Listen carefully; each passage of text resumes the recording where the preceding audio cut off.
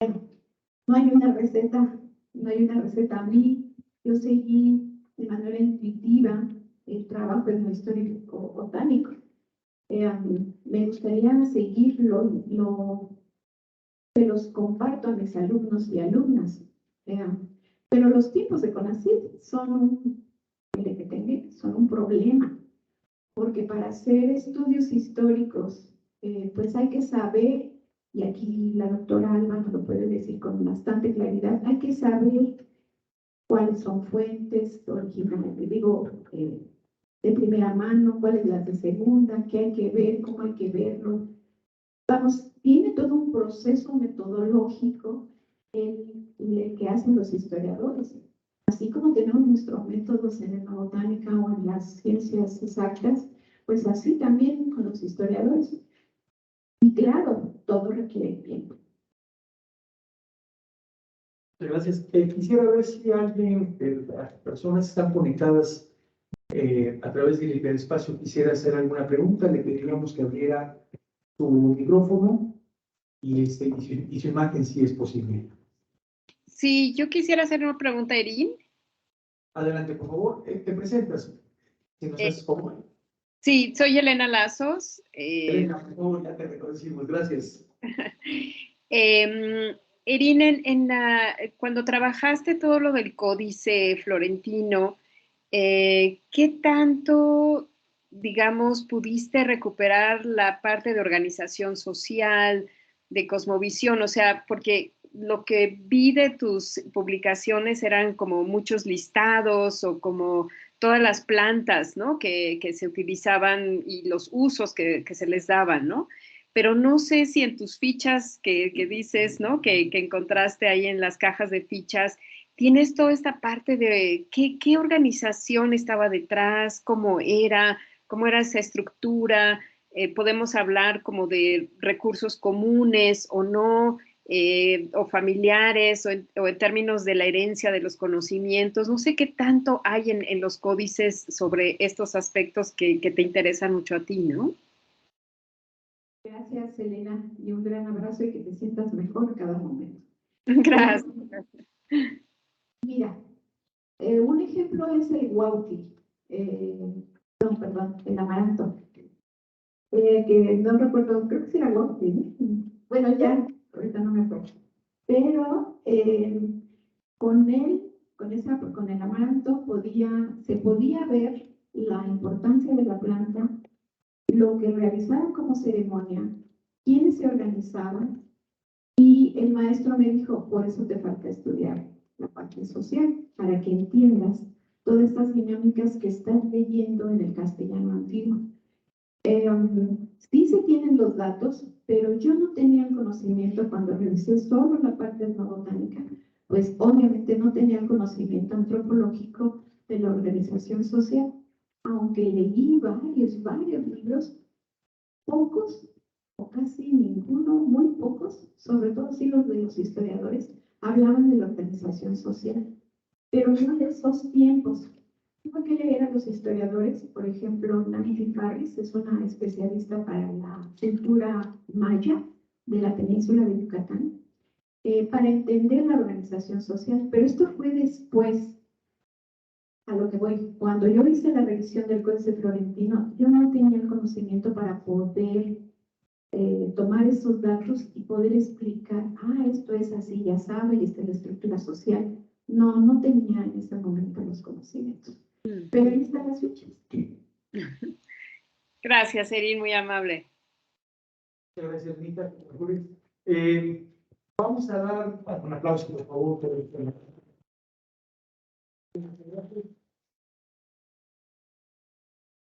Olga, doctora Olga Sanabria, ¿estás en el hiperespacio? Sí, hola, muy buenos días o ya tardes. Gracias. Si gustas abrir imagen, te lo vamos a agradecer.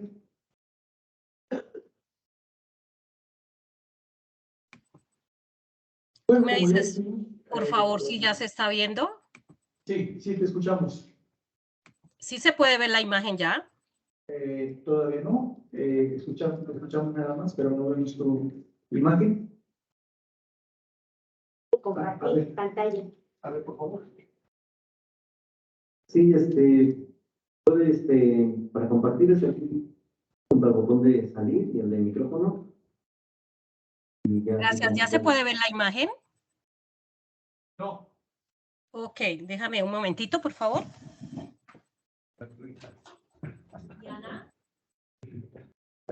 Dice el doctor Rafael Ortega Pasta que en estos casos nuestros hijos son los mejores consultores. Así es que. Saludos. Y te mando saludos. Bueno, como les decía, la doctora Olga Escobar es una destacadísima etnobotánica y ahora es bióloga también colombiana. Ella se encuentra adscrita a la Universidad del Cauca, en Popayán, Colombia. Y justamente...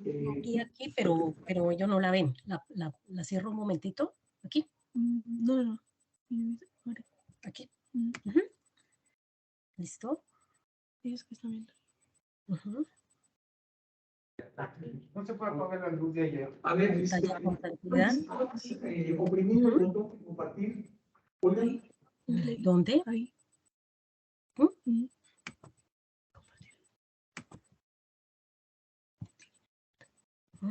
Pregunta si están.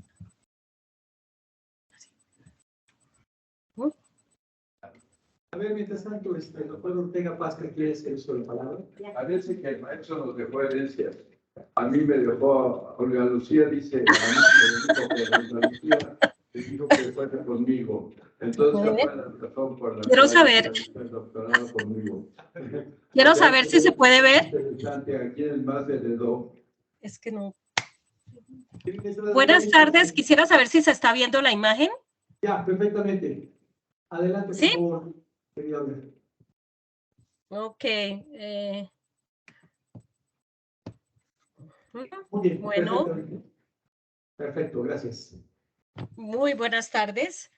No, pues es un gusto y sobre todo agradecer a los compañeros, compañeras y los colegas y profesores. Ya me dio esto susto porque ahí ya está Rafael Ortega Pasca, ya quién sabe qué preguntas me va a hacer. Entonces, agradecer, supremamente contenta de poder participar de este evento. Felicitar la cátedra Efraín Hernández Cholocoxi, muy importante, muy necesaria. Y pues también estar con ustedes dando en esta oportunidad pues una visión y contarles una experiencia que ya lleva varios años en las cuales pues hemos venido construyendo y desarrollando unos lazos a partir de la experiencia en redes que hemos tenido con mi estancia, que ha sido siempre interactuante con los compañeros mexicanos, y lo que ha ocurrido con Colombia y con Sudamérica, pues a través de todas estas nuevas generaciones y esta etapa que permiten una vigencia del pensamiento del maestro Efraín Hernández Cholocoxi. Como ustedes lo plantean como pionero de la agroecología en México. Entonces, pues agradecer a Fausta Insunza, a Mariaca por esta invitación, y los voy a llevar por todo un desarrollo de este proceso en el cual nosotros hemos venido ya aquí desde Colombia trabajando y compartiendo esta evolución y también esta vigencia del pensamiento cholocoxiano. Desde los inicios, pues aquí hace 4 meses estuve justamente en Jalapa, hoy día INECOL, pero aquí son las instalaciones del INIDE, donde tuve la fortuna de conocer en una plática que dio en el INIDE en 1981, hacia septiembre, el maestro Efraín Hernández Cholocoxi, y que realmente me impactó, y que luego ya con el trabajo del INIREP que también empezaba donde yo hacía mi maestría en ecología y manejo de recursos bióticos, eso se fue integrando y fui a través de ello conociendo pues muchas de las personas que realmente son personajes hoy día en los cuales he venido evolucionando e interactuando con lo que hoy día es también un equipo de trabajo, una escuela cholocoxiana para acá, para los sures de América.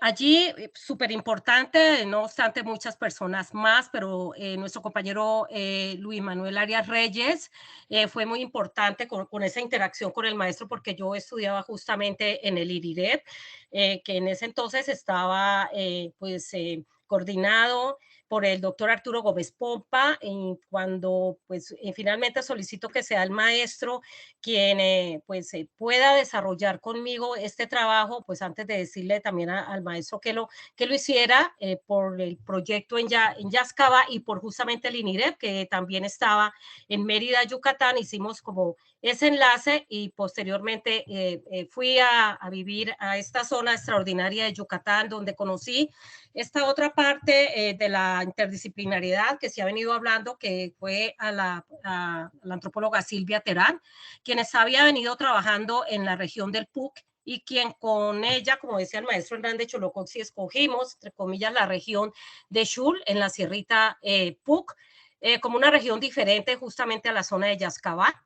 Estaba luego interactuando, ya esa fue pues mi tesis de maestría y con ello conocí a grandes personajes como Miguel Ángel Martínez Alfaro, quien nos cruzó en muchos de los caminos a todos nosotros y nosotras para poder seguir comprendiendo todos estos procesos.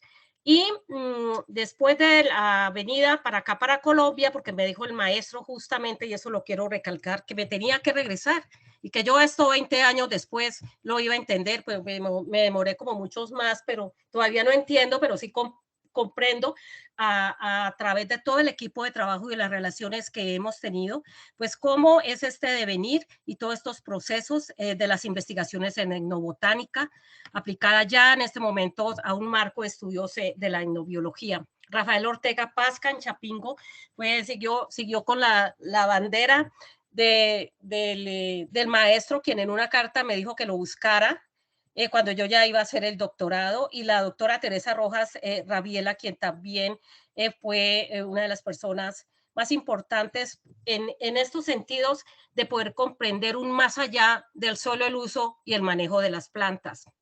Esto ha sido muy grande y ya justamente con el doctor Ramón Mariaca, con el doctor Arturo Argueta, ya hace más o menos 15 años, pues se conformó la Sociedad Latinoamericana de Etnobiología, y en un congreso que nosotros realizamos aquí en su casa, en Popayán, Colombia, en la Universidad del Cauca, pudimos proponer lo que hoy día es el doctorado en etnobiología y estudios bioculturales, que empezó su primera cohorte en 2017. Entonces, ha sido un poco la historia de estas relaciones que hemos venido conformando y que, forman parte de esta historia, y en esta historia hay un personaje pues dentro de otros muchos más, que es el doctor Víctor Manuel Patiño. En 2013 tuve la oportunidad de presentar en el Congreso Colombiano de Botánica, que justamente se estaban haciendo diferentes homenajes por los centenarios de estos dos grandes personajes centenarios de su nacimiento. El doctor Víctor Manuel Patiño y Hernández Cholocoxi lo propuse como dos grandes norte-sur. Si pensamos Suramérica, Norte, Centroamérica, estos dos centenarios de dos vidas que aportaron y que yo tuve la oportunidad de conocer en sus últimos años de manera paralela, y quienes también estuvieron colaborando en mi tesis de la maestría, y cómo aportaron desde la etnobotánica a toda Latinoamérica, porque no es solamente México, Centroamérica, sino Suramérica, cómo nosotros hemos venido trabajando para poder fortalecer desde esas enseñanzas y perspectivas del maestro Hernández Cholocoxi y de Víctor Manuel Patiño, esas visiones que ellos dos tenían y que además ellos dos eran amigos. Entonces, cuando yo conocí, porque yo soy bayuna y doctor Víctor Manuel Patiño, pues también, entonces en esas inquietudes que tenía como estudiante de la licenciatura en Biología y Química en Cali, en el Valle, yo conocí a Víctor Manuel Patiño y a otros que estaban en estas situaciones de lo que ha sido la dinámica política de la ecología en sus principios. Entonces lo conozco y Efraín me dice que si lo conocía, le digo que sí, entonces entra como en una relación pues importante Allí viene en su momento también el maestro, vino unos años después y también habló por última vez con el doctor Víctor Manuel Patiño. Y entonces esa relación hace que también fortalezca todo el proceso con Colombia. Ese proceso con Colombia y Efraín Hernández Cholocoxi tampoco pues era nuevo. Él ya había venido aquí nada menos y nada más que el documento de exploración etnobotánica y su metodología. Justamente él lo escribe desde Colombia. Él lo escribe en la zona de San Agustín, en donde pues tuve yo luego la oportunidad cercana en esta zona arqueológica muy importante y ancestral, de comunidades ancestrales, de hacer mi tesis del doctorado. Entonces, él escribe, en San Agustín hay plantas de todo el mundo. Y ese fue el seguimiento del planteamiento que pude empezar a realizar en esa convergencia entre el doctor Patiño y Efraín Hernández Cholocoxi para poder centrar en esta oportunidad el trabajo de la tesis doctoral. Y allí esos procesos, tanto el maestro Hernández Cholocoxi conocía perfectamente de esta zona de Colombia y de los sures por sus viajes, como el doctor Víctor Manuel Patiño. Entonces, estos aportes también que considero importantes fue como el parte de los procesos del mercado de la zona de San Agustín, Huila, y cómo entra a lo que es muy importante para los trabajos en Sudamérica y especialmente en Colombia y entre comunidades indígenas, que es los diálogos, que son lo que hoy día llamamos los diálogos de saberes, y la importancia de la revaloración del conocimiento tradicional. Aquí destaco los aportes de maestro en cuanto a lo que él denominó la investigación de Guarache, lo que aquí en Colombia llamamos alpargata o chancleta. Entonces, él dice que la importancia de reconocer los saberes y de hablar con la gente y de poderlos y de poder integrar esos conocimientos con los cuales aprendemos las realidades de lo que se da. Esto es muy importante, digo, para Colombia, porque muchos de los procesos que son no diferenciales, pero que sí caracterizan y han caracterizado los proyectos de etnobotánica en Colombia es justamente la relación coparticipativa y colaborativa con las comunidades. Yo me permití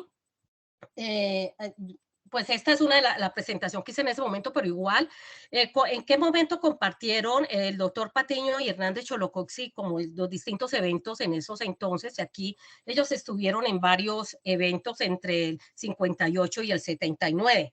Esto es pues como una historia de vida que tengo de los dos, pero que las permito presentarlas, y como el doctor Víctor Manuel Patiño, también acá en la parte sur, él trabajaba la parte de la etnobotánica y sobre todo la etnohistoria y la agricultura. Él también pues tiene aparte los dos grandes humanistas. El doctor Víctor Manuel Patiño escribió varios libros de agropoética, era un poeta.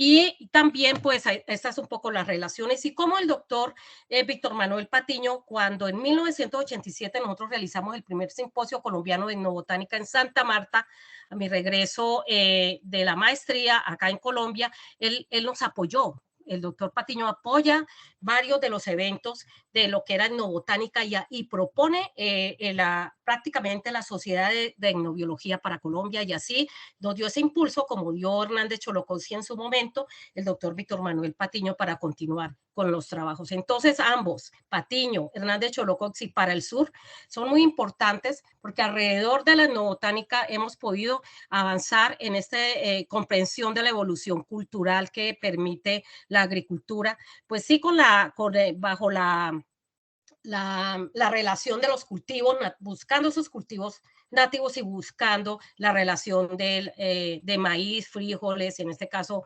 yuca y palmas. Aquí algunos de lo que trabajó el doctor Víctor Manuel Patiño de la bibliografía etnobotánica parcial comentada de Colombia y los países vecinos, y aquí los 9.000 años de agricultura de Efraín Hernández Cholocoxi. Ellos son pues como de la misma época, y se lanzó también el doctor Víctor Manuel Patiño, algo que nosotros en la Sociedad Colombiana de Botánica, la cual también tuvimos la oportunidad de refundar en esa época de 1987 con con él, el doctor Patiño, pues crea el Museo Etnobotánico en Tuluá, también en el Valle, lo cual nos permitió que esta Sociedad Colombiana de Botánica pudiera relacionar la etnobotánica, y desde entonces, más de 20 años, nosotros siempre hemos tenido en los congresos de la Sociedad Colombiana de Botánica el tema de la etnobotánica como uno de los ejes centrales para hacerlo, y muchos de nuestros estudiantes, colegas y profesores han estado vinculados ahí.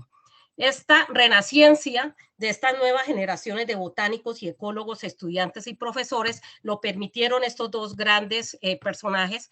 Y aquí algunos pues de los documentos que empezamos a publicar de los distintos eventos y memorias que se dieron en los congresos que fueron fortaleciendo en Colombia y en otros colegas de Ecuador, por ejemplo, cercanos, estos procesos de los estudios de la etnobotánica y sus interrelaciones, y cómo este pensamiento y compromiso sobre la agricultura campesina de ambos, porque el doctor Víctor Manuel Patiño, como el maestro Cholo, pues eran agrónomos, podían estar entendiendo y avanzar sobre estos estudios desde las perspectivas culturales que era, pues que comprendía la agricultura por un lado y por el otro, desde las comunidades campesinas, pues en ese entonces campesinas, indígenas, hoy día reconocidas campesinas, indígenas y afrodescendientes que se encuentran, por ejemplo, en nuestro país. Entonces, estas son las lecciones y el desarrollo contextualizados de estos dos grandes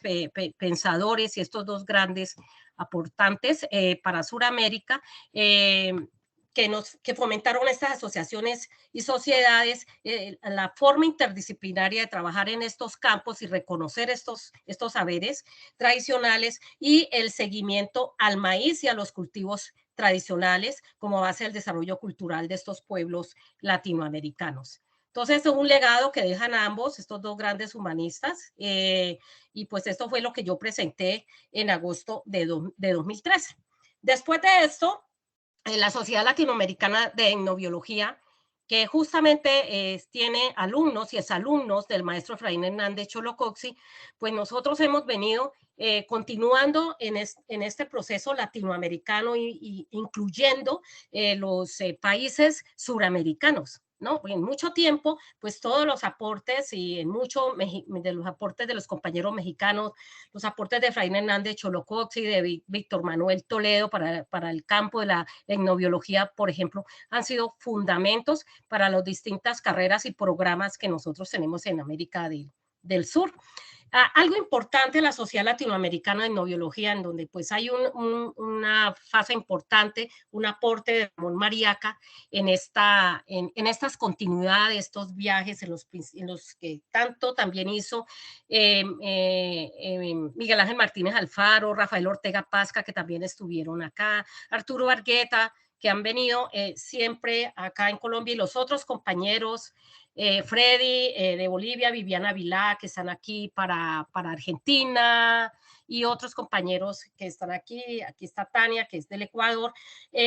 Importantísimo la creación y la conformación del Código de Ética, que fue en unos materiales que ya se dan, el Código de Ética para las investigaciones etnocientíficas. Esto es muy importante y forma parte de la Sociedad Latinoamericana de Etnobiología, que es un aporte, digamos, y un producto, porque algo importante es el solicitar los permisos, y eso se da mucho aquí en esta zona, sobre todo Colombia y demás países, a las comunidades para poder realizar trabajos de forma participativa y conjunta. ¿Sí? Entonces ese es un aporte. Y lo otro, cómo llevamos todo este tema ya de las reflexiones de la etnobotánica a partir de los digamos, encuadres que se podía traer a través de la etnobiología hasta el Congreso Mundial de Naturaleza en Hawái en 2016, donde se trabajó con Argumedo, que es compañero de la zona de entre Bolivia y Perú, que ha venido trabajando mucho esta parte, especialmente de Perú, todo lo que es el patrimonio biocultural, aunque ese término patrimonio está pues en discusión en muchos aspectos. Este es, digamos, un poco el contexto que hemos venido nosotros trabajando, y que el contexto conceptual de Hernández Cholocoxi, y de lo que es la etnobotánica, desde la investigación a la conceptualización Y ahora que yo venía escuchando pues estas grandes intervenciones de todos ustedes acerca de que seguíamos trabajando el tema de agroecosistema, que es algo que venimos trabajando aquí, que hay algo muy importante que es ahora todo lo que son los campos de los territorios, ¿no? Porque no son solamente las plantas en los agroecosistemas, sino en los territorios, porque los territorios a su vez son ancestrales, etcétera, etcétera. Este concepto de que la etnobotánica es el campo de estudio científico de las relaciones que se dan entre los hombres, yo ya le cambié a sociedades, y plantas en los diferentes ambientes a través del tiempo, y en diferentes espacios, que es lo que planteó el maestro Hernández, y mediado por las culturas, que es ese famoso concepto que tiene el maestro Hernández en Etnobotánica, 3 puntos de vista, en el librito este de Barrera, de como el 73, resulta que nos ha dado, este marco conceptual nos ha dado, pues digamos, esta posibilidad de poder trabajar muchos de los proyectos y especialmente de las tesis que hemos venido compartiendo con estudiantes. ¿Por qué? Porque comprende y por fin sitúa las culturas como parte justamente pues de esta dinámica que tenemos que comprender, y sitúa a tiempo y espacio en la parte territorial. Nosotros ya hemos incluido ello pues en los trabajos que se vienen realizando en las distintas comunidades sociales, especialmente en el suroccidente colombiano, pero en otras partes también que se da. De la etnobotánica o los enfoques de la etnobiología, pues tenemos estos 3 grandes componentes: conocimiento, manejo y uso, pero hay algo que creo que lo planteaba Elena Lazos ahora, y es la cosmovisión. Si nosotros pasamos, que es un poco ya una interacción con los planteamientos de Víctor Manuel Toledo sobre el cosmos, como un elemento, un componente importante. Nosotros hemos venido ya trabajando ese elemento en el compartir, digamos, tanto conceptual, referencial, como metodológico, de lo que es la cosmovisión a partir, por ejemplo, de los territorios, y en esa inmersión, pues están las plantas, los animales y los demás trabajos. Importante impacto de las experiencias, aprender de las experiencias que planteó en el 71 la exploración etnobotánica y sus metodologías, de la vigencia del pensamiento cholocoxiano. Esto es súper importante, estos pasos los seguimos dando en los diferentes métodos de trabajo que nosotros realizamos en Colombia y en muchas otras partes, y es siempre hay antecedentes, sea cual sea el problema a estudiar, siempre la historia, la historia ambiental, la historia territorial, la segunda experiencia al medio, o sea, el ambiente como determinante para el desarrollo de las plantas o los animales, lo planteamos en general, y el ser humano como factor para este desarrollo y mantenimiento de todos estos sistemas. Las especies o las variedades con las cuales estamos trabajando, pues poder entender la dinámica de sus variaciones, la dinámica de sus manejos y las prácticas que se dan distintivas en cada una de estas experiencias, y el conocimiento que se acumula. O sea, este es realmente a través de las historias de vida y a través de los conocimientos ancestrales lo que pues tiene muchísimo peso, y la exploración como una fase, en este caso exploración etnobotánica, de un proceso dialéctico que se da constantemente y que es cambiante. Nosotros hemos tenido la oportunidad de revisar muchísimos trabajos, de realizar pues el trabajo que tuve la oportunidad colaborativamente de realizar en Yucatán, también en la zona de Tierra Adentro, de territorios que hoy día son denominados bioculturales, aquí en el suroccidente colombiano, con distintas comunidades indígenas, y tanto el Amazonas como la parte andina, como la parte del Pacífico, y ya irnos llevando hacia el concepto de agrobiodiversidad, que se está manejando como la diversidad agrícola, la diversidad de estas plantas en diferentes formas de manejo. Son plantas que se encuentran en distintas niveles de manejo y conservación, y en distintos espacios, en distintos ambientes, etcétera, y cómo estas plantas se mueven igual que los movimientos sociales. Ese es algo que también nosotros venimos trabajando aquí, porque los métodos con enfoque social que tiene la etnobotánica son importantes para abordar estos espacios de la intersección social de las investigaciones cuando son coparticipativas. Y esto es lo que nosotros hemos venido trabajando y que se da en mucho. Aquí yo les presento algunos de los trabajos que hemos tenido la oportunidad más puntualmente. El trabajo cuando empezamos a trabajar en la zona de Caldono sobre el maíz es como el corazón de la humanidad. Luego el trabajo que es producto de la tesis doctoral como el manejo vegetal de ecosistemas tradicionales en tierra adentro. Luego el del frijol cacha, que es en Phaseolus dumosus y coccinius en la zona de Putumayo. Y luego las plantas que son importantes en los agroecosistemas, o en lo que nosotros hoy día ya llamamos las huertas o los tules. Tenemos un trabajo de esas unidades familiares ya por sistematizar. Como parte de esas unidades importantes de manejo, lo que ustedes llaman traspatio o huerto. Aquí les presento el prólogo que, para que me crean de cómo Hernán de Choloconsi dice que el día de la plaza en San Agustín Huila. Así empieza él el escrito sobre, pues cuando planteó la exploración etnobotánica y sus metodologías, cómo llega aquí a Colombia y cómo empieza a describir lo que indican estas comunidades indígenas en esta zona del Huila. Yo luego tengo la oportunidad de retomar esto y de escribir algo bien interesante, y es que en San Agustín hay plantas de todo el mundo. Al hacer la recopilación de los orígenes o centros mundiales de origen y de difusión de las plantas, pues, por ejemplo, en la tesis doctoral encontré prácticamente un 60% de plantas, digamos, de las zonas de los Andes y del trópico, y el 40% de otras zonas. Entonces, es esta situación de que las plantas nativas son las plantas, pues, que son exactamente de aquí, pues no era, y tampoco la gente, y que se mueven no solamente a nivel interregional, sino también a nivel intercontinental. Y ahí vienen pues todos estos estudios de la importancia de cómo las plantas son como la gente, se mueven. Entonces, en ese marco metodológico y conceptual, también nosotros nos movemos a nivel de equipos interdisciplinarios, un trabajo que se hizo para la zona del suroccidente, justamente llevando como bandera dónde están los cultivos de maíz, qué tipos de maíces hay.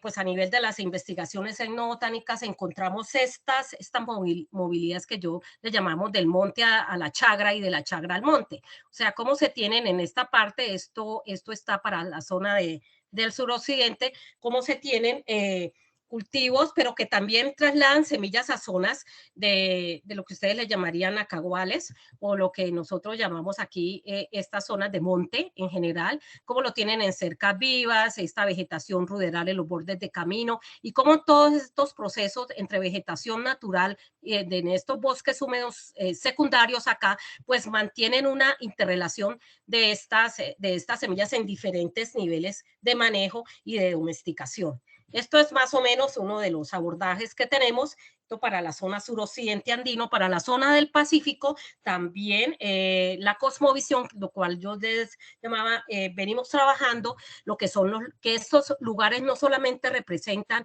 pues zonas de cultivo, de manejo y domesticación, sino que son zonas culturales, y que en este caso son lugares sagrados de las selvas. Aquí estamos en el territorio de las selvas del Pacífico colombiano, donde hicimos un proyecto de la región Biopacífico con 4 departamentos, pero especialmente entre los indígenas de Eperara hacia Pidara está la cosmovisión Sia, y aquí se distribuye el espacio, y aquí en el intermedio ustedes tienen las plantas cultivadas, las semillas buenas y los mitos de origen, y aquí en la parte de arriba ya tenemos la rocería, la siembra, la cosecha, etcétera. En todo caso, lo que venimos haciendo es poder ubicar estos cosmogramas, estas cosmovisiones dentro de los procesos de manejo, uso y conocimiento tradicional, pues de plantas. Igual hemos venido trabajando también pues animales en las diferentes zonas y cómo las denominan pues estas diferentes comunidades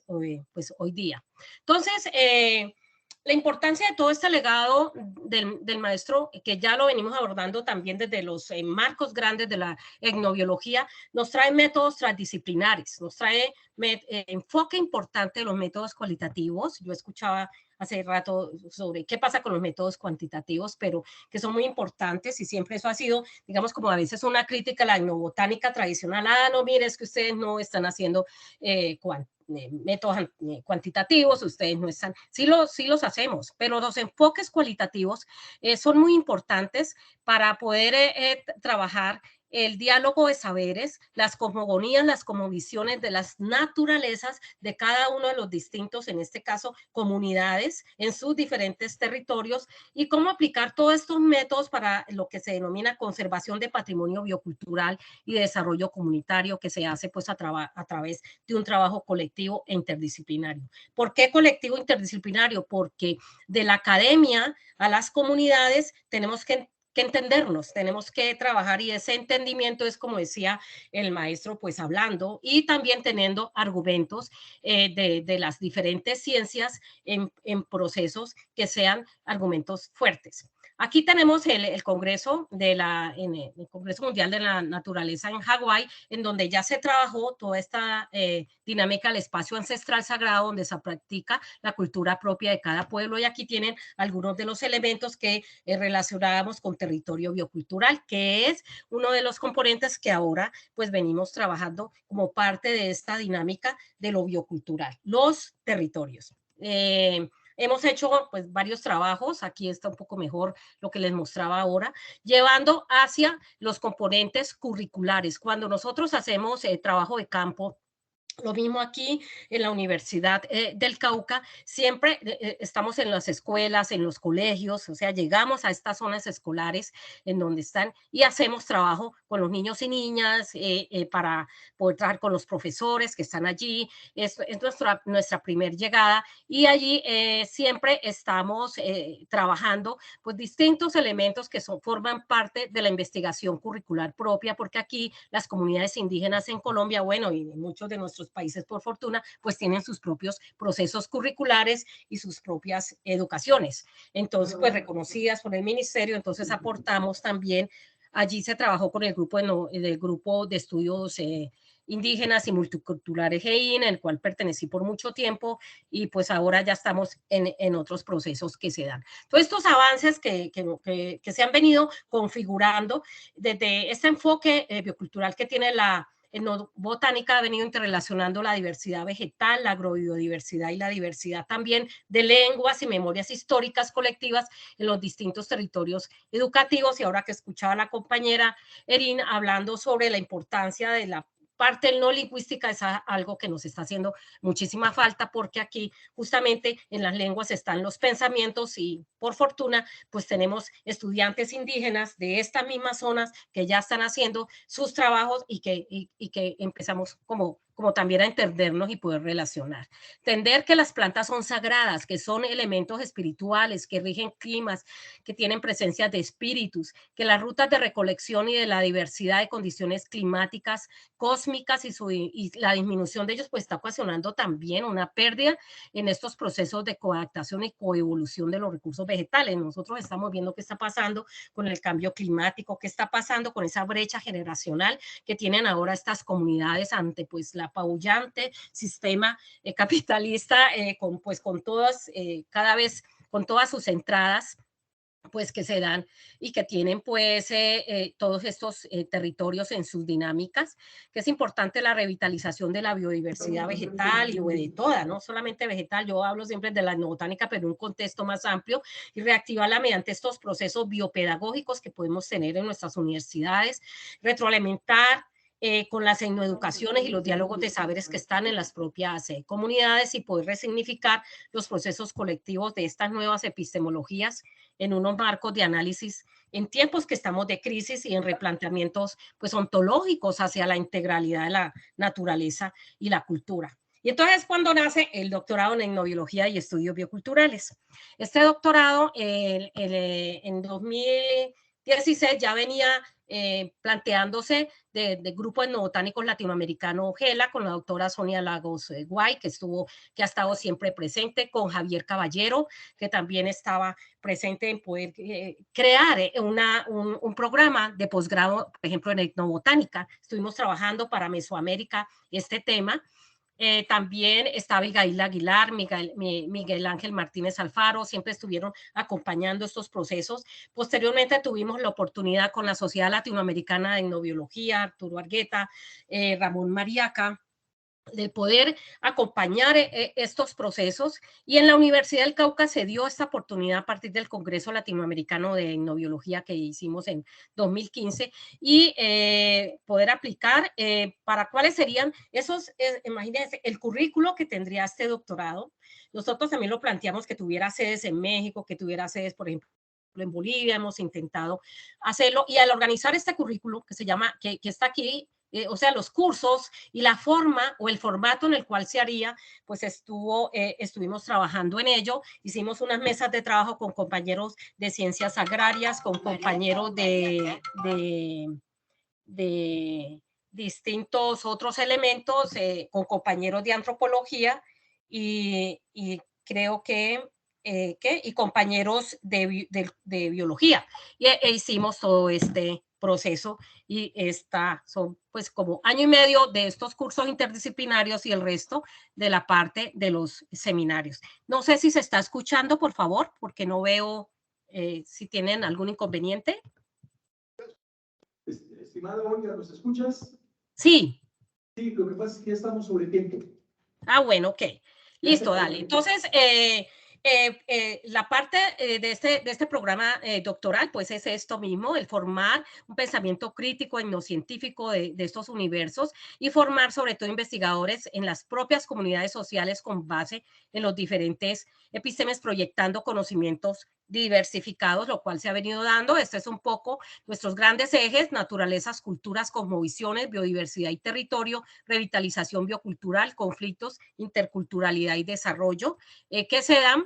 Y aquí, pues muy importante que les quería también mostrar, ya por último, es cómo venimos interactuando. Venimos interactuando con un semillero de estudiantes en etnobiología, que son estudiantes de pregrado y de posgrado, no solamente de esta Universidad del Cauca, sino de otras universidades. Esta es nuestra página web del doctorado, y ahí tenemos el semillero, y ya tenemos 2 boletines que forma parte estudiantes del semillero, que ya son también de la escuela, por decir cholocoxiana, que ya vienen siendo nuevas generaciones, como la antropóloga Joana Arjuela, el biólogo Jordi Welley Polindara, y esta es nuestra interacción entre comunidades campesinas, afrodescendientes, indígenas, desde el semillero de investigación, el Grupo Etnobotánicos Latinoamericano, el programa de biología. También está el programa de antropología de la Universidad del Cauca, la maestría de biología en posgrado y el doctorado en etnobiología y estudios bioculturales, permitiendo que ya incluso ya tenemos en uno de nuestros últimos documentos que hicieron nuestros estudiantes con el doctor Jesús Aranguren de Ecuador, este importante artículo, la agroecología y su integración a los estudios bioculturales. Entonces, pues, este es un poco lo que venimos trabajando. También hemos ido más allá, ya hicimos el primer Congreso Internacional de Experiencias Fronterizas entre Colombia y Ecuador, y el Encuentro Universitario Iberoamericano sobre Patrimonio Cultural y Natural. Hemos hecho encuentros entre los aspectos bioculturales Colombia, México y Ecuador. Y eso cuenta que pues de todo este legado del maestro, que el maestro Hernández nos viene dejando en su pensamiento, con los legados de los estudiantes y quienes tuvimos la fortuna de poder atender sus consejos, y el buscar ahora esto que se llama esta transición agroecológica en el desarrollo sustentable y sostenible de los sistemas productivos que se dan. Yo diría que una mirada del maestro Efraín es sobre todo valorar la investigación coparticipativa de las ciencias y las etnociencias desde los epistemes y simbologías culturales y la rigurosidad de las diversas ciencias, la importancia de la inter y multidisciplinariedad en el ámbito de las investigaciones, ese humanismo que planteó siempre él desde los principios bioéticos, el respeto y la admiración por los productos bioculturales y de la toma de las decisiones arriesgadas de los agricultores. La importancia del trabajo de campo, como decía, meter la pata al barro, la ciencia del guarache, la metodología de la prueba y el error, la curiosidad y el acercamiento social, el dirigir siempre una actividad investigativa a la práctica sociopolítica a través de la educación y de las políticas públicas y el contextualizar los procesos metodológicos y los referentes teóricos generando una producción de manera conjunta. Esto es, mis queridos y estimados colegas, pues muchísimas gracias por su atención. Aquí están mis datos y agradecer por ustedes la invitación y seguir trabajando para que este legado cada vez se fortalezca y se actualice para las necesidades de estos países y en particular de Sur-Sur, América del Sur. Muchísimas gracias. Muchas gracias, querida Olga. Desgraciadamente el tiempo nos comió. Tenemos todavía una ponencia y vamos a la ponencia magistral después. Entonces, sí, claro. Agradecemos tu participación. Estamos en contacto contigo para solicitarte también tu autorización para poder compartir tu presentación. Sí, claro. Muchas gracias. Te mandamos un cariñoso abrazo y beso desde México. Claro que sí. Gracias, Julita. Bueno, viene ahora el doctor Samuel Levitacher, quien nos va a hablar justamente sobre su experiencia a partir de la robotánica con el maestro Andrés X y todo lo que viene. Adelante, por favor.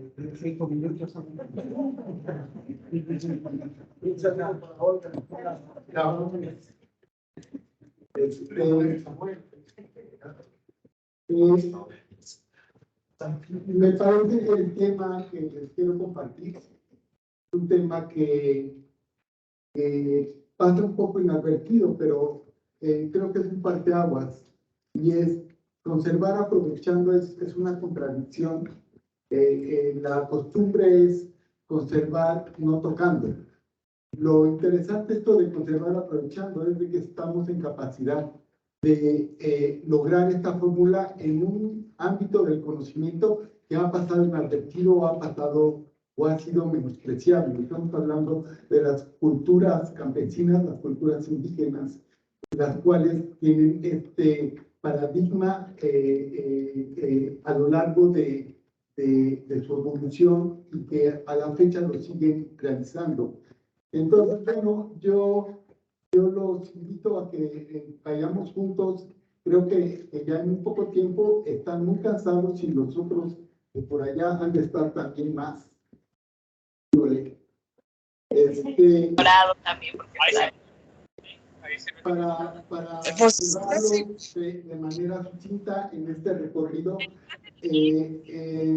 yo trabajé con el maestro Hernández, tuve la fortuna de ser invitado al proyecto Dinámica de la MIPAC y de ahí me quedé hasta la fecha.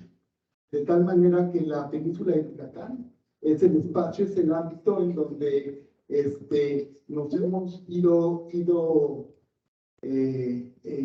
donde hemos crecido y donde hemos desarrollado toda este procedimiento para poder estudiar a la agricultura tradicional, para ver su utilidad y para poderla involucrar o incorporar a la ciencia. Esto es muy interesante porque el paradigma de que compartir saberes es fácil, no lo es.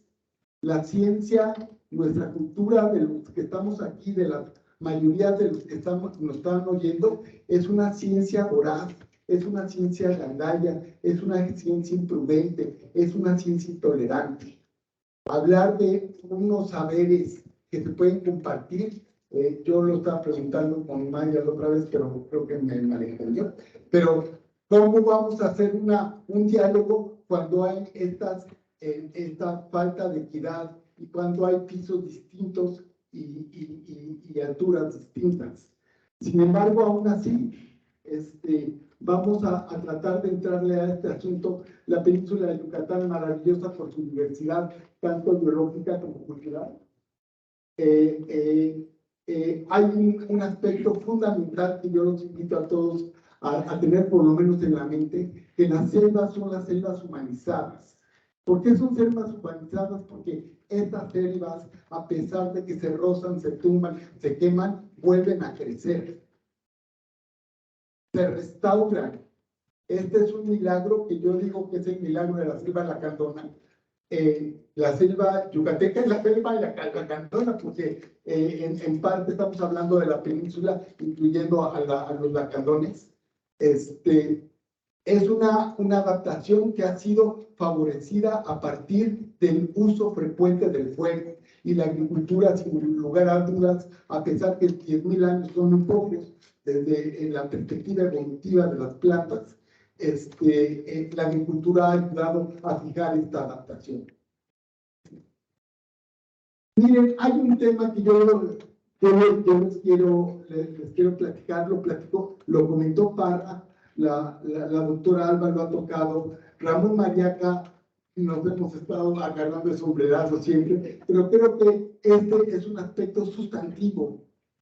Ojalá que los que están viendo acá, pues, hay que tener un poco de antecedente, pero lo voy a tratar de hacer lo más breve y lo más ameno posible.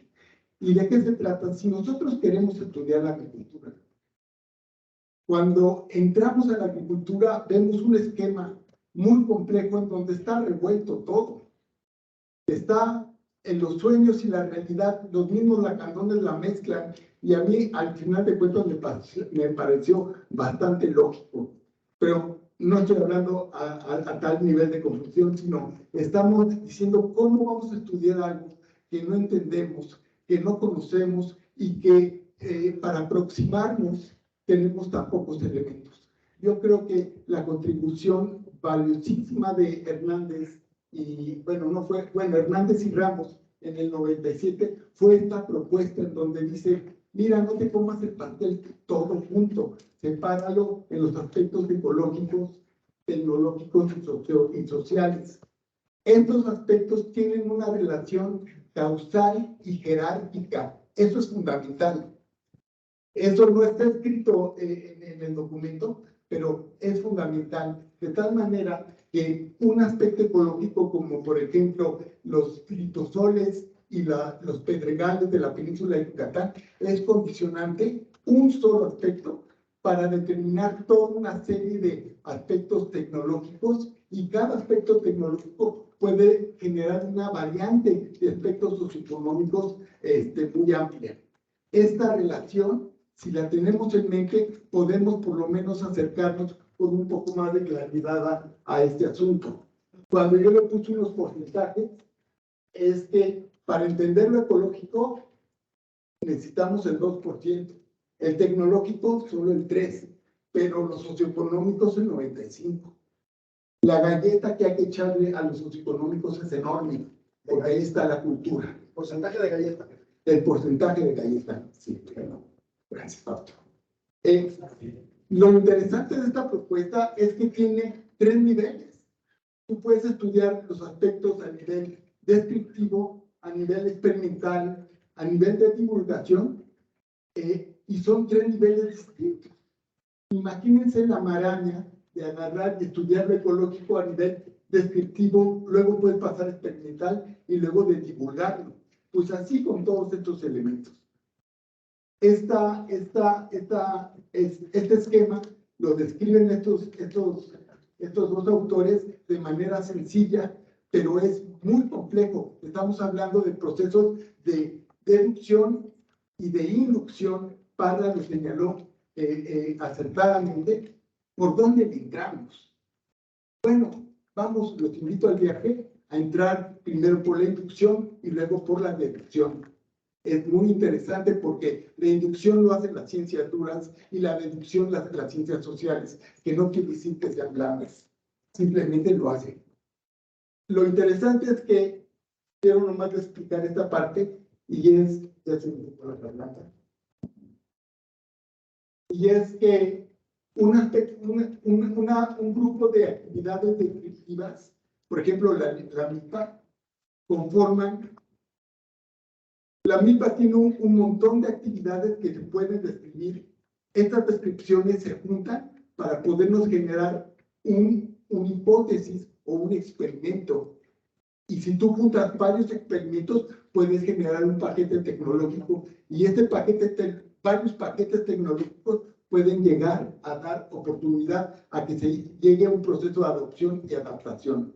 Entonces, ven, son un par de rumbos que al parecer son contrasentidos, pero se manejan de una manera hasta coloquial. Esto se ha repetido en este congreso 3 veces. pero su complejidad es enorme. La que sigue, por favor. Miren, a mí esto de los protagonismos y los yoyos, pues tal vez genéticamente lo tenga, pero no es el caso. Pero la única forma en que yo les puedo compartir esta experiencia compleja es porque la creí desde que salí de esta escuela y que la he continuado haciendo junto con Rogelio, me acompañó gran parte de esta historia. De tal manera que ahí tenemos los 3 elementos y en las descripciones que se hicieron estudios florísticos y etnobotánicos, ecosistemas de referencia y sucesión, manejo tradicional de acahuales, estructura de comunidades de murciélagos y conectividad del paisaje. Cada uno de estos estudios tuvo una serie de trabajos, el que sigue, y los pongo como referencias porque son muchos.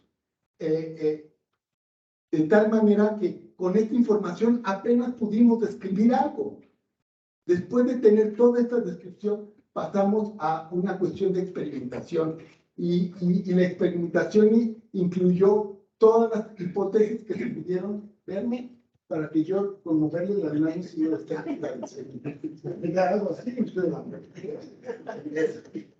entonces, la experimentación tuvo toda una serie de prácticas relacionadas con esta descripción y posteriormente se hizo toda una serie de talleres para poder llevar a la gente, llevar a las instituciones esta cuestión. Se tardó del 93 al 2017, ya no nos queda vida. Entonces este método no sirve. O no sirve para un país en donde la mitad de los habitantes son pobres y ya esa mitad incluye a gran parte de los campesinos. Entonces, pregunto, ¿no sirve? ¿Qué les parece si nos queda tiempo? La contestamos al ratito. La que sigue. Bueno, ¿qué sucede? De pronto, a partir de estos trabajos, dicen que nadie es profeta en su tierra. Y eso es muy lamentable, porque ni siquiera aquí mismo en Chapingo, ni siquiera en México, nos reconocemos a nosotros mismos. Y nos damos, nos apoyamos. De tal manera que se tiene que venir de afuera una opinión para que se califique y se acredite.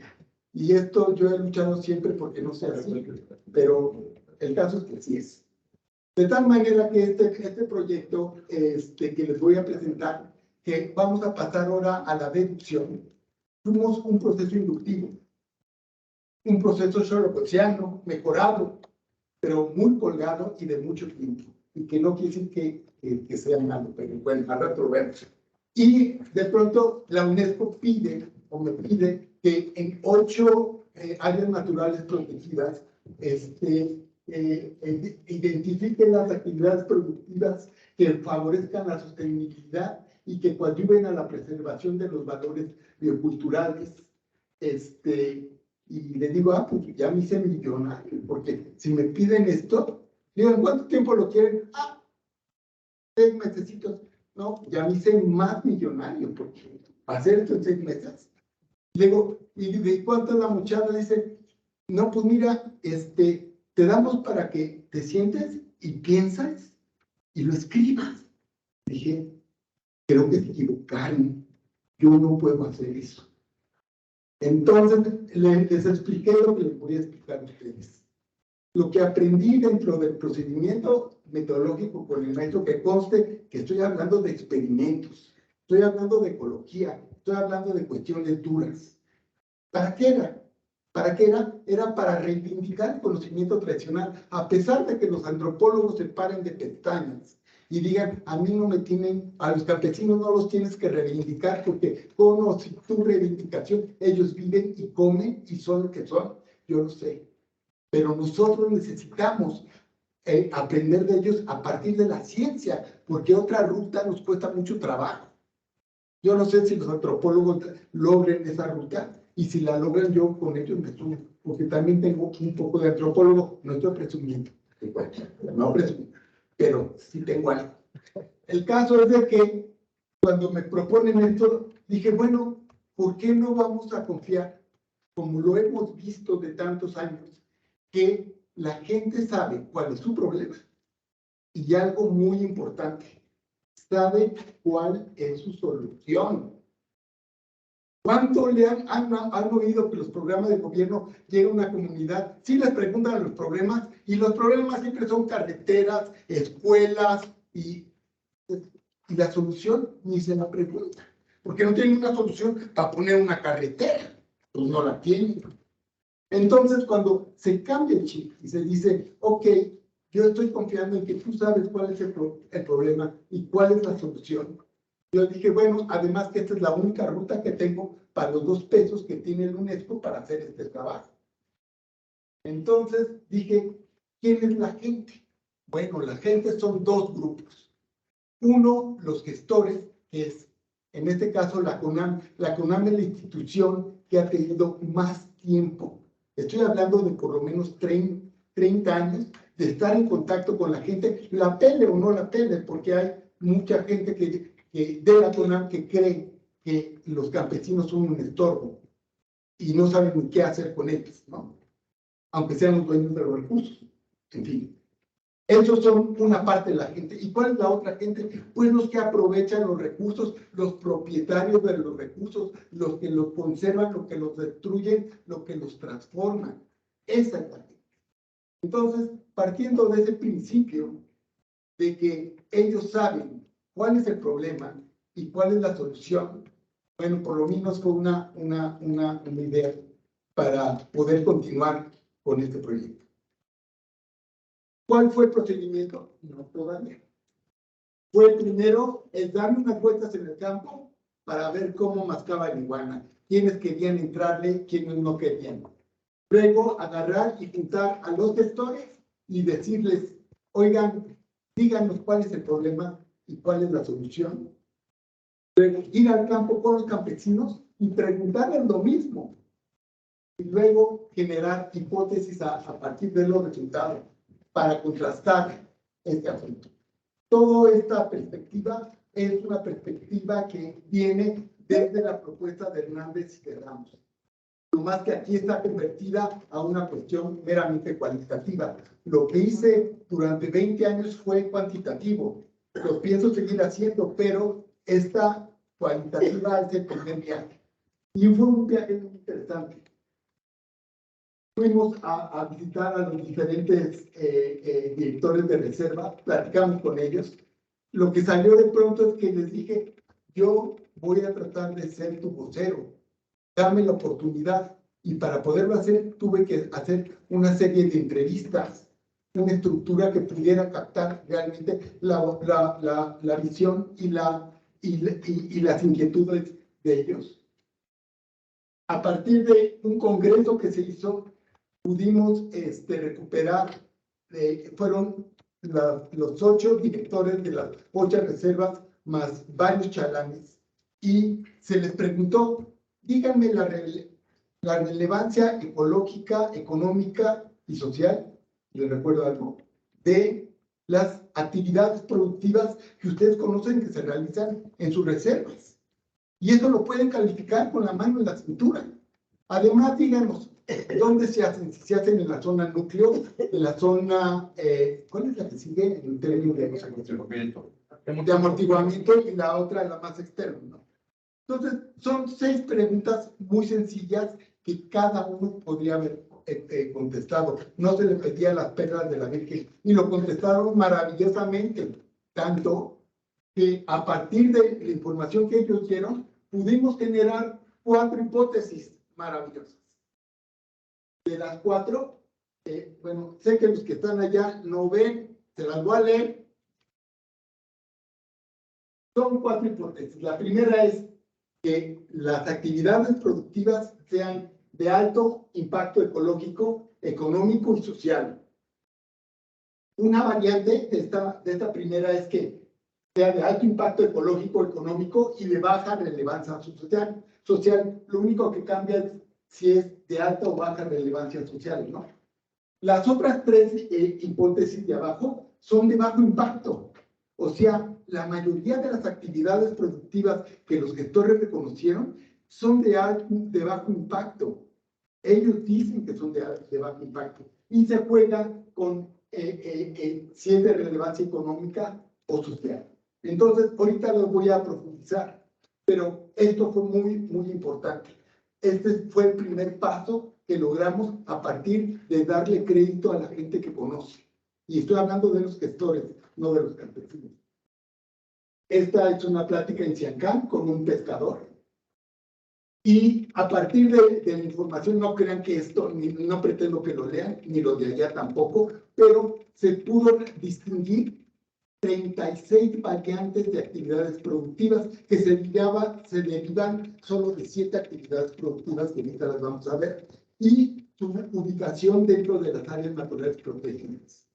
Entonces, de pronto se nos abre que a partir del conocimiento local podemos saber hacia dónde podemos voltear. La pregunta es, ¿cómo nos acercamos a ver cuáles son los problemas? Porque ahorita estamos hablando de actividades productivas. Actividad productiva es un concepto enorme, que para poder modificar algo hacia la sustentabilidad no sirve de nada. Bueno, yo le puse fotos para no aburrirlos con tantos numeritos, la verdad, pero aquí estamos en Siancán también pescando algunas cosas. Es Punta Herrero, precioso el lugar. Está lleno de basura de Belice. Importamos basura de Belice en estas playas.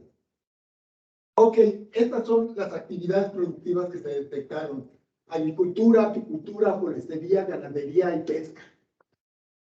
Ok, ya las tenemos. Ahora, ¿cómo vamos a irnos con los campesinos? No les vamos a preguntar de las actividades productivas, les vamos a preguntar de las prácticas productivas. O sea, ¿qué prácticas productivas dentro de la actividad productiva ellos creen que son sustentables y cuáles no? Pero también les vamos a preguntar de cuánta lana se gastan, de cuánta energía invierten y de cuántos materiales conforman. Si esto les suena algo, sí, les suena algo porque estamos hablando de la teoría de sistemas y sigue estando fincada en la propuesta de Hernández y de Ramos y Hernández. Y bueno, mejorada por nosotros. Y estas son las preguntas sobre las prácticas productivas.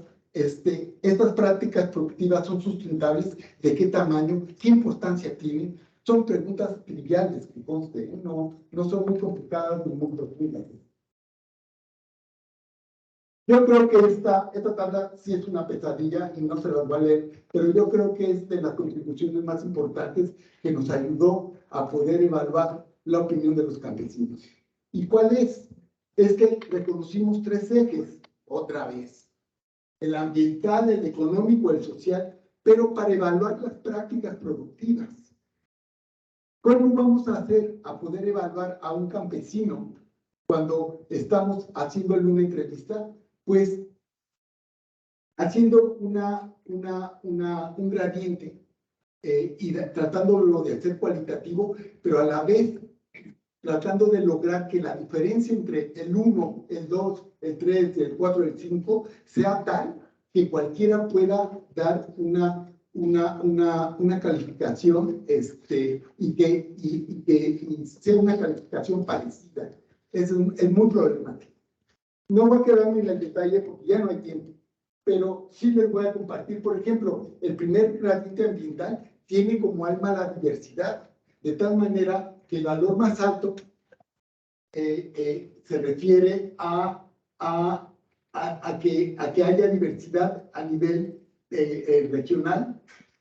El 4 es diversidad a nivel local, pero también estamos hablando de que la práctica productiva, o sea, al realizarse, incorpore diversidad regional, pero también que use especies nativas y especies no domesticadas. El gradiente 4 ya habla de diversidad solo local, pero además de las que ya dije que se incluyen especies domesticadas exóticas.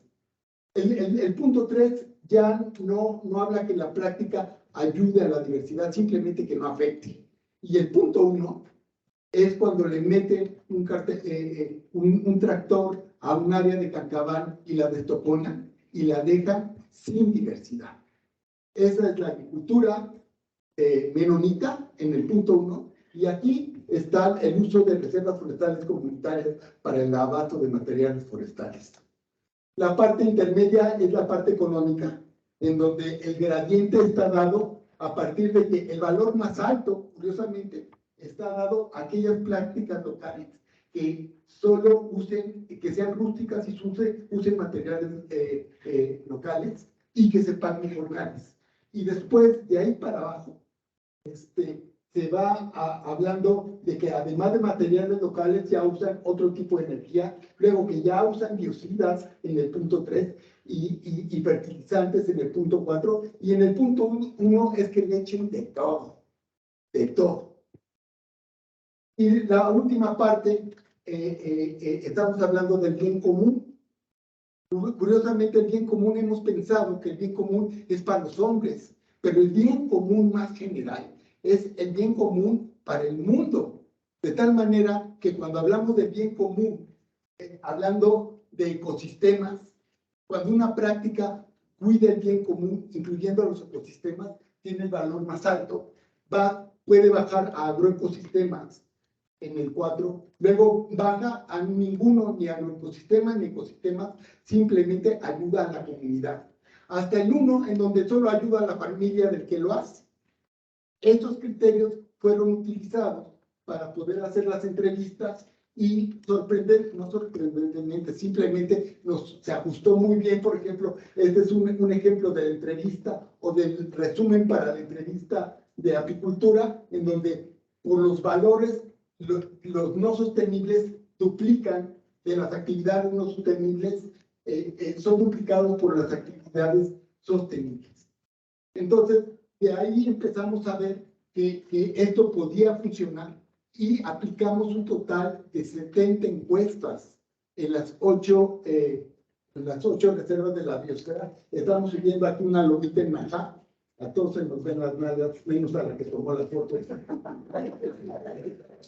Y lo interesante es que la primera hipótesis que se planteó está alto impacto ecológico, económico y social. ¿A qué se refiere? Pues se está hablando del turismo en cruceros, se está hablando de la ganadería intensiva, se está hablando de la pesca de langosta, de caracol, que se llevan a cabo en todas estas comunidades. Y lo más interesante es que pudimos generar un mapa, y los que están allá no lo ven, pero acá tiene los factores de sostenibilidad y no sostenibilidad en relación a las actividades productivas. La verdad que el músculo que da trabajar con UNESCO es que tienes atrás un grupo de gentes que te dice en qué te podemos ayudar y realmente te ayudan. De tal manera que tenemos ya estos mapas hechos para cada una de las actividades que tenemos. La segunda es bajo impacto ecológico, económico y alta relevancia social. ¿A qué nos referimos? A la menicultura, a la nipa, a la observación de aves, al turismo, a la pesca deportiva, entre otras. No se las quise poner todas porque sabía que iba a estar hablando con prisas, como estoy haciéndolo, para que no les dé hambre o no estén pensando en que quieren abrir la magistral, ¿verdad? Entonces, la que sigue.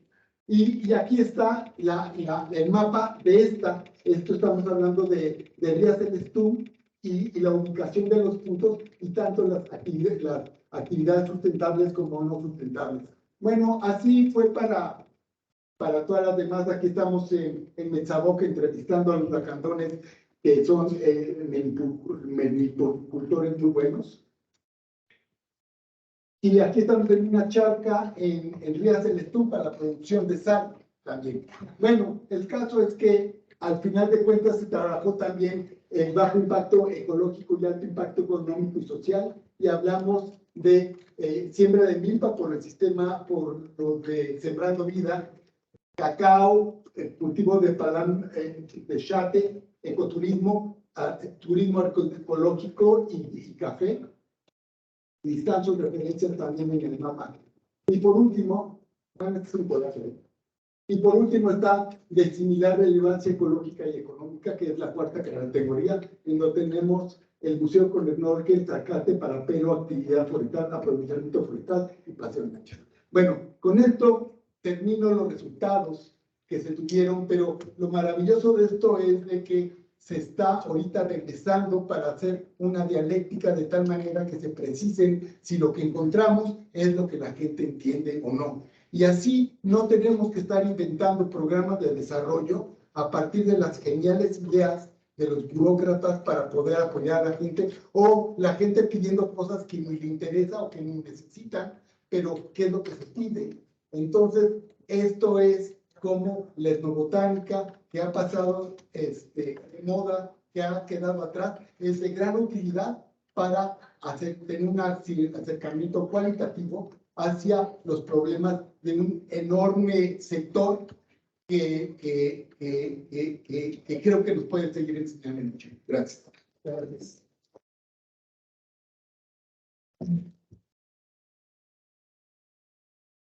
Tiempo para preguntas, por favor. Si gustan, por favor.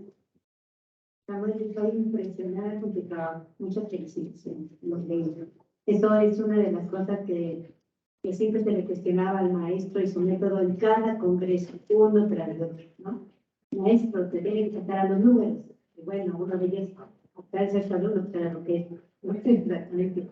Bien, todo esto que me parece impresionante, la forma en cómo se rescata el conocimiento, la forma en cómo se hace el acercamiento a las ciencias formales que le dan, entre comillas, aceptación en los diferentes niveles donde se toman decisiones. Si yo en este momento te dijera, Samuel, preséntame esto transformado en una política pública que se pueda aplicar de manera realista, ¿qué me responderías? ¿Qué le echas a los burócratas ahora?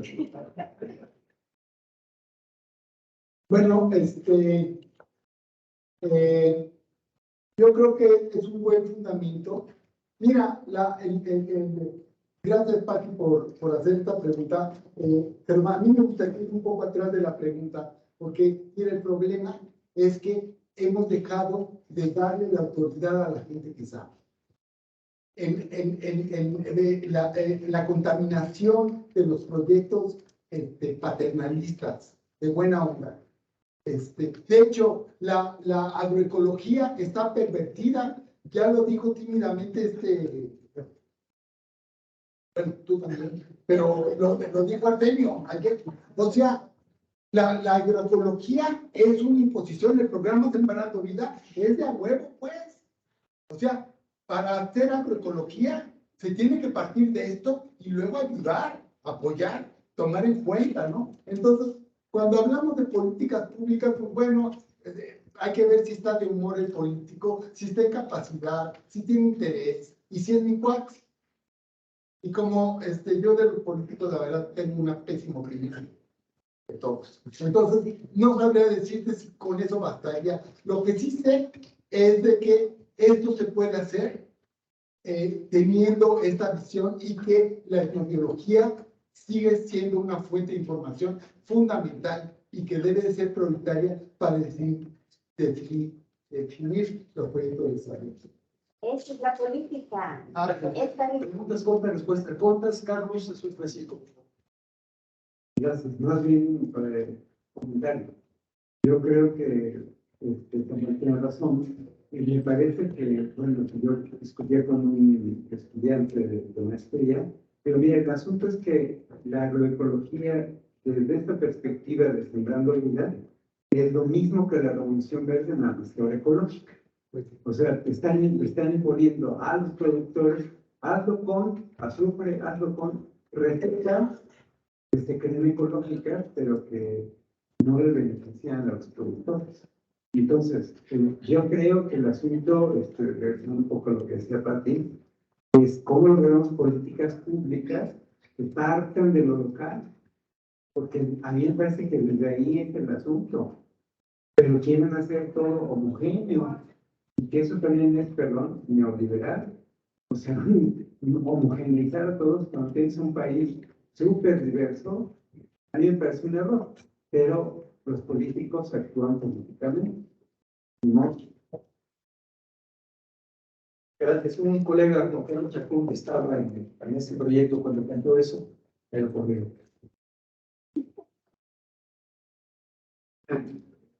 A mí me parece muy interesante y muy completa esta descripción y clasificación de todas estas actividades productivas. Pero lo que sí es que la clasificación reservada ahí no son hipótesis, es una clasificación y que detrás de ella debería de haber cuantificación. ¿Qué significa alto, bajo o medio impacto ecológico? ¿Qué significa alta relevancia cultural o alta? Cualquiera de esas tiene que tener la cuantificación atrás. Pero digamos, esto es una muy buena entrada. No son hipótesis. Las hipótesis son explicaciones tentativas a los fenómenos que siguen a la descripción, al conocimiento de los sistemas. Bueno, ahora esto de que la agroecología está corrompida, pues realmente es producto de una confusión conceptual que hay con palabras polisémicas como ciencia. Por ejemplo, iniciaste tu plática diciendo que la ciencia occidental estaba corrupta y que se cree. No, en realidad, los que son arrogantes y todas estas cosas, pues somos las personas, somos científicos que nos creemos la mamá de los pollitos y todo eso, pero en realidad la ciencia, si la definimos como un conjunto de conocimientos obtenidos mediante ciertos métodos que son repetibles y verificables, es otra cosa. Entonces, si hay corrupción, o si hay todo esto, pues somos las personas. Entonces, claro, y esto que los sociólogos de saber es que en realidad depende cómo uno llega con la gente. Si uno llega creyéndose la gran cosa, pues nunca se logra nada. Hay que tratar de platicar con humildad y tratar de compartir lo que se conoce, ¿no? Así es que, y luego, esto de la corrupción de la agroecología, pues es lo mismo. El uso de la palabra de agroecología es lo que está corrompiendo esto, sembrando. Pero hay un montón de agroecologías así. Estamos por enviar un manuscrito, Alba, nuestro compañero y yo, discutiendo precisamente que esta descripción de Wessel, que dice que hay 3 agroecologías, en realidad ya es obsoleto. Y tenemos un montón de agroecologías representadas en movimientos, varias agroecologías representadas en prácticas y al menos una agroecología científica basada en ecología y otra agroecología científica basada en ciencias sociales. Entonces, bueno, pues hay que dejar de ser, vamos a decir, como nos gusta a los humanos, que nos gusta clasificar todo en términos absolutos. Gracias. Si usas, se lo pasamos a todos. Muy bien, Beatriz Samuel. Parte del problema con el maestro era precisamente la no posibilidad de sistematizar y hacer factible. Y ahora tú nos muestras algo en donde efectivamente, de alguna manera, con los mismos conceptos, presentas una secuencia repetible, cuantificable. Entonces, la idea de la cátedra de Hernando Choloconce es poder tener mecanismos en donde esos principios que originalmente el maestro promueve, presenta y nos induce a ello, ¿hasta dónde crees que pudiera ser materia, sobre todo para docencia, por ejemplo, en la agroecología o en cualquiera de las especialidades?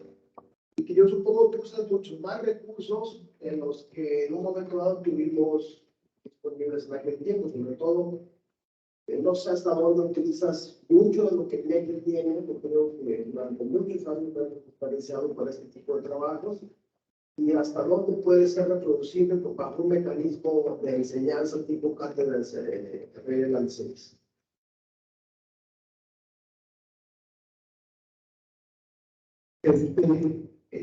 A mí me preocupa cuando estuvimos hace 8 años acá tratando este tema, a mí me puse triste porque vi que habían enterrado a Néstor Hernández. ¿Y cómo se entierra a alguien haciendo que su letra sea sagrada y inamovible, sin ubicarlo en el contexto en donde está? Yo lo que hago es que lo siento así, aquí al lado mío. Aquí, hoy por hoy, el maestro seguiría haciendo descripciones, no, porque ya se hicieron muchas. En su momento las hizo porque faltaban. el maestro hizo experimentos muy malos. El de dinámica de la milpa, digo, mi querido Ramón, le tocó, él fue encargado del experimento de dinámica de la milpa. Aunque ahorita es antropólogo, pero fue eso. O el maestro era muy malo para hacer experimentos, pero lo tenía en mente. Entonces, yo creo que el revivir al maestro es poder tomar los aspectos fundamentales y evolucionar, adelantarlos. Y adelantarlos a partir de la enorme oportunidad que tenemos a la información, el acceso a la información. Y romper estas necesidades de paradigmas y de luces que nos lleven cuando nosotros podemos ser la luz. Estamos obligados a hacerlo. Yo lo he cuestionado mucho. El etnobotánico hace etnobotana cuando no se compromete a reivindicar lo que está estudiando y que lo deja a nivel de chisme. Yo lo digo tal cual. Es un compromiso del etnobotánico o etnobiólogo que tiene que no solo decir esto funciona, sino funciona de esta manera y tiene estos fundamentos y puede llegarse hasta esta parte. Pero la mayoría de la gente lo ha dejado eso a un lado, como que no me toca, por este eco que nos dejaron los grandes de que las descripciones eran lo fundamental. Pero ahorita no, ahorita tenemos ya muchas otras demandas que responder. No sé si te contesté, Fausto, pero gracias. Una última pregunta por parte del auditorio que se encuentra en el hiperespacio, si nos queda a favor. Quien desea hacerla, conecte su cámara.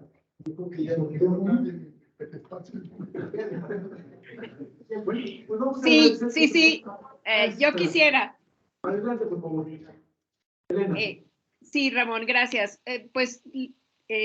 Yo lo que quisiera preguntarle a Samuel es, en este estudio que hicieron y donde ponen, ¿no?, todas estas tablas de evaluaciones, lo que yo no veo ahí, pero no sé por qué no alcanzo a ver todas las letritas, era dónde quedaron las contradicciones, es decir, dónde tuvo discursos contradictorios entre los mismos directores de las áreas, ¿no?, de las reservas, o donde hubo contradicciones entre los productores o los pescadores, etcétera, y los propios directores o directoras de las reservas.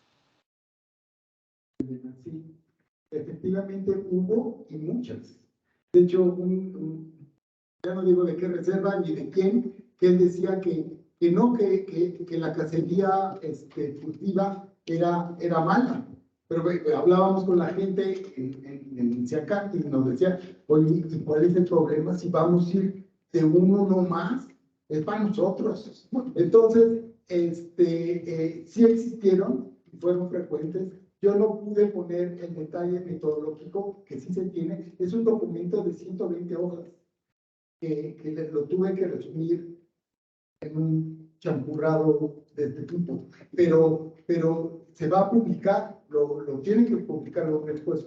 Es su obligación publicarlo y poder, pero estamos en la fase de cabildeo entre los gestores y luego se irá con los campesinos. Pero sí, Elena, sí hubo contradicciones y no fueron pocas. Sí, porque digamos, cuando hay toda ahorita una crítica hacia las reservas, ¿no?, o a las áreas naturales protegidas, sobre todo que quieren a nivel global levantar el porcentaje de áreas naturales protegidas, ¿no?, con respecto a las actividades productivas, ¿no?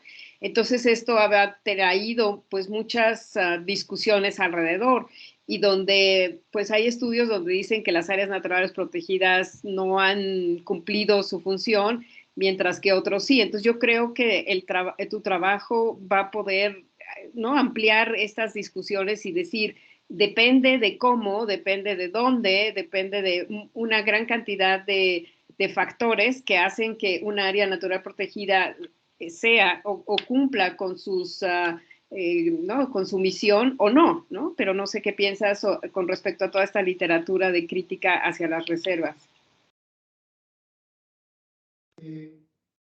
Bueno, hay tanto esta tendencia como la de las ADDCs que está emergiendo ahorita al tener la oportunidad de de poder participar en los PROCODEX, perdón por ser tan técnico, pero eso da la oportunidad de que se hagan áreas de conservación adicionales. Yo creo que este encuentro entre gestores y campesinos, que además los campesinos son los que los gestores nos recomendaron, porque no teníamos tiempo para hacer un estudio y buscar quien nos diga la neta, ¿verdad? Esto puede ayudarnos a tener ese acercamiento y a sensibilizar a todos para poder llegar a un acuerdo, más que nada para poder hacer planes de desarrollo, que la palabra está jodida de por sí, desarrollar algo cuando los recursos ya se acabaron, yo no sé de dónde, pero bueno, planes de desarrollo que sean de acuerdo a un consenso o un mayor consenso, ¿no? Gracias, Samuel. Agradecemos el cierre.